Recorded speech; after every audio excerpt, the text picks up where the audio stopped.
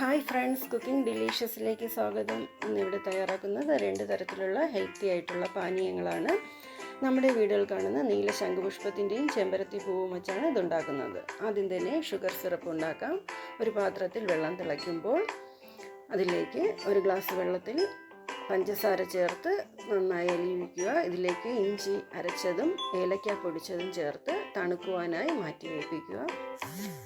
1 ഗ്ലാസ്സിൽ കഴുകി വൃത്തിയാക്കി കുറച്ച് ശംഖുപുഷ്പം ഞെട്ട് മാറ്റിയിട്ട് കൊടുക്കുക. ഇതിലേക്ക് നന്നായി തിളച്ച വെള്ളം ചേർത്ത് കൊടുക്കുക. മറ്റൊരു ഗ്ലാസ്സിൽ ഞെട്ടും പൂമ്പൊടിയും മാറ്റിയ ചെമ്പരത്തി പൂവിൻ്റെ ഇതളുകൾ ഇട്ട് കൊടുത്ത് തിളച്ച വെള്ളം ചേർത്ത് മാറ്റി വയ്ക്കുക.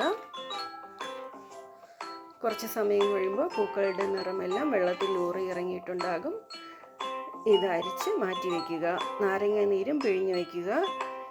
ഇനി 2 വലിയ സെർവിങ് ഗ്ലാസ് എടുക്കുക. അതിലേക്ക് ഐസ് ക്യൂബ് ആദ്യം ഇട്ട് കൊടുക്കുക.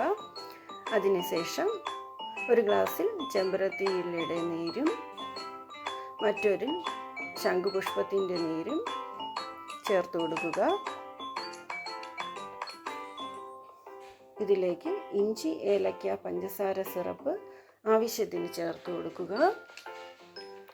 നാരങ്ങ നീര് ചേർത്ത് കൊടുക്കുമ്പോൾ ചെമ്പരത്തി പൂവിൻ്റെ നീര് നിറത്തിന് അല്പം കൂടി കിട്ടുന്നതാണ്. ഞാനിൻ്റെ 2ലും നാരങ്ങ നീര് ചേർത്ത് കൊടുത്തിട്ടുണ്ട്. ഇനി ഇതിലേക്ക് സോഡയാണ് ഞാൻ ചേർത്ത് കൊടുക്കുന്നത്.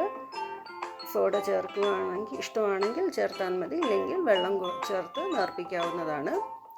പഞ്ചസാര സിറപ്പിന് പകരം നിങ്ങൾക്ക് തേനും ഇതിൽ ഉപയോഗിക്കാവുന്നതാണ്. നാരങ്ങയുടെ ഓരോ ചെറിയ കഷ്ണങ്ങൾ കൂടി ഇട്ട് സെർവ് ചെയ്യാവുന്നതാണ്. എല്ലാവരും ഉണ്ടാക്കി നോക്കി ഇഷ്ടപ്പെടുകയാണെങ്കിൽ ലൈക്ക് ചെയ്ത് ഷെയർ ചെയ്ത് സബ്സ്ക്രൈബ് ചെയ്യുക. മറ്റൊരു വീഡിയോയിൽ കാണും വരെ ബൈ.